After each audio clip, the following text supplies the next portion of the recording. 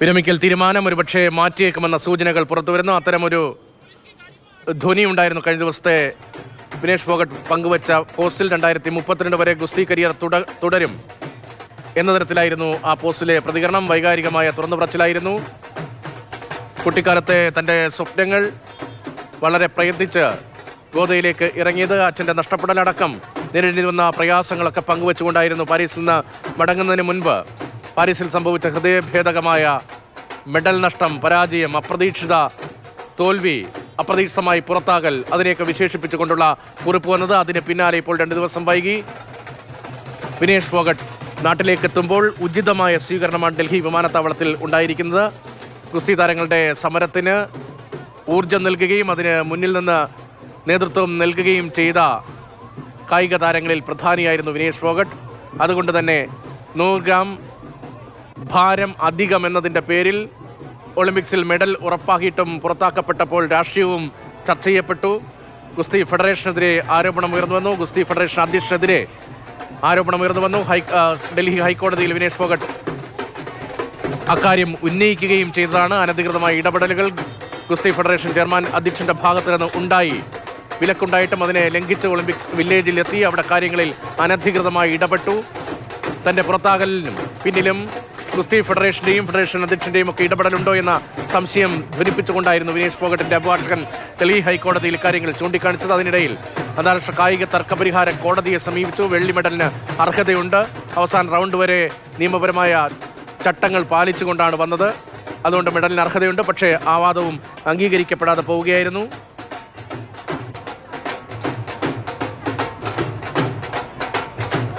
പാരീസിൽ അനുകൂലമായ സമയമായിരുന്നില്ല, അത് തൻ്റെ വിധിയാണ് എന്നാണ് പാരീസിലെ ഈ ദുഃഖഭരിതമായ സാഹചര്യത്തെ വിനേഷ് ഫോഗട്ട് കഴിഞ്ഞ ദിവസം വിശേഷിപ്പിച്ചത്. അതിനുശേഷം ഇപ്പോൾ തിരികെ നാട്ടിലേക്ക് എത്തുന്നു. 50 കിലോഗ്രാം ഫ്രീ സ്റ്റൈൽ ഗുസ്തിയിൽ മത്സരിച്ച വിനേഷ് ഫോഗട്ട് ലോക 1-ാം നമ്പർ താരത്തെ മലർത്തിയടിക്കുന്നതും ആ ആവേശക്കാഴ്ചയും ഒക്കെ നമ്മൾ കണ്ടതാണ്. അങ്ങനെ ഫൈനലിലേക്ക് കുതിക്കുകയായിരുന്നു.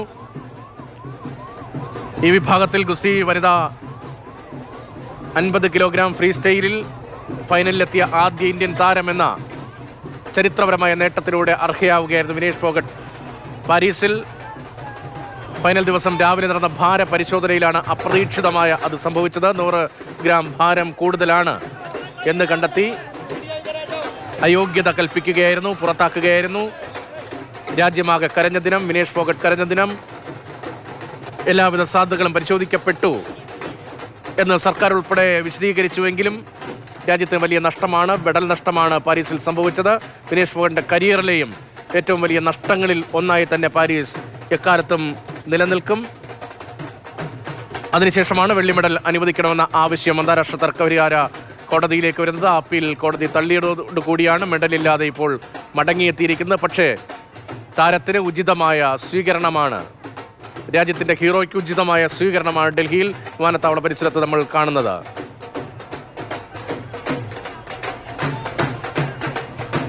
ബജ്രംഗ് പുനിയ അടക്കമുള്ളവരെയൊക്കെ നമുക്ക് ദൃശ്യങ്ങൾ കാണാം. സഹതാരങ്ങൾ, സുഹൃത്തുക്കൾ, സമരത്തിൽ പങ്കെടുത്തവർ, ബന്ധുക്കൾ,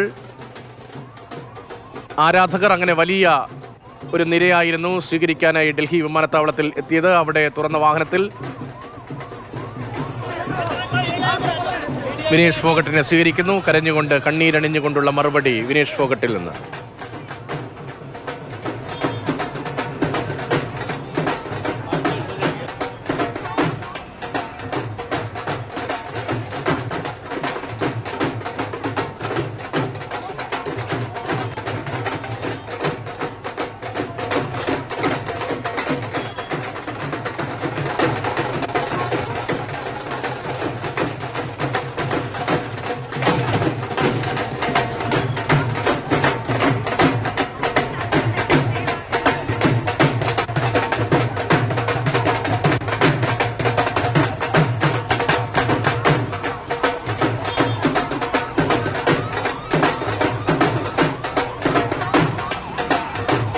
അർഹിച്ച മെഡലിന് വേണ്ടി കോടതി കയറിയെങ്കിലും അനുകൂലമായൊരു സമീപനമുണ്ടായില്ല. എങ്കിലും ഹീറോ ആയി തന്നെ ജന്മനാട്ടിലേക്ക്, ഇന്ത്യയിലേക്ക് തിരികെ എത്തിയിരിക്കുന്നു, ഡൽഹിയിലേക്ക് തിരികെ എത്തിയിരിക്കുന്നു വിനേഷ് ഫോഗട്ട്. അവിടുത്തെ സ്വീകരണത്തിൻ്റെ ദൃശ്യങ്ങൾ, ഇപ്പോൾ പുതിയ ദൃശ്യങ്ങൾ കൂടി നമുക്ക് കാണാം.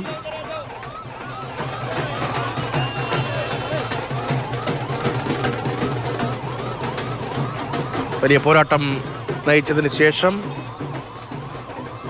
വിനേഷ് ഫോഗട്ട് മടങ്ങിയെത്തിയിരിക്കുന്നു.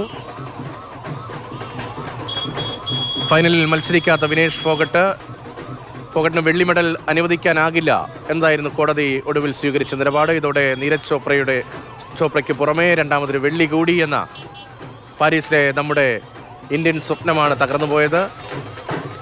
എങ്കിലും അഭിമാനത്തോടുകൂടി തലയുയർത്തി തന്നെയാണ് വിനേഷ് ഫോഗട്ട് എന്ന പേരിനെ നമ്മൾ അഭിവാദ്യം ചെയ്യുന്നത്.